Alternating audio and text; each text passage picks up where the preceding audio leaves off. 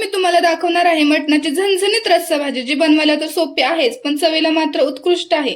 अशी भाजी जर तुम्ही तुमच्या घरच्यांना खाऊ घातली ना तर ते तुमचं कौतुक केल्याशिवाय राहणार नाहीत। चला तर मग रेसिपीला सुरुवात करूया। सगळ्यात अगोदर 2 कांदे उभे चिरून जरा काळे होईपर्यंत तव्यावर चांगले भाजून घ्यायचे। मग सुकं खोबरंही लाल होईपर्यंत भाजून घ्यायचं। त्यानंतर 1 चमचा धने आणि 1 चमचा डाळवा तेलात छान लाल होईपर्यंत परतून घ्यायचा।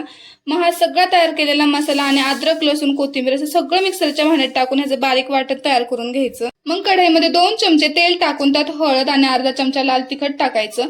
त्यानंतर त्यात तयार केलेलं वाटण टाकून छान परतून घ्यायचं। मग चवीनुसार मीठ आणि कोणताही मटण मसाला टाकून छान तेल सुटेपर्यंत परतून घ्यायचा।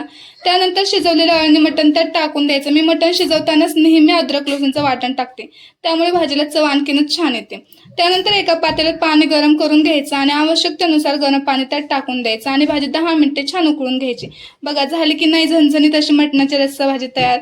व्हिडिओ आवडला असेल तर चॅनलला नक्की सबस्क्राईब करा। भेटूया आता नेक्स्ट ब्लॉग मध्ये।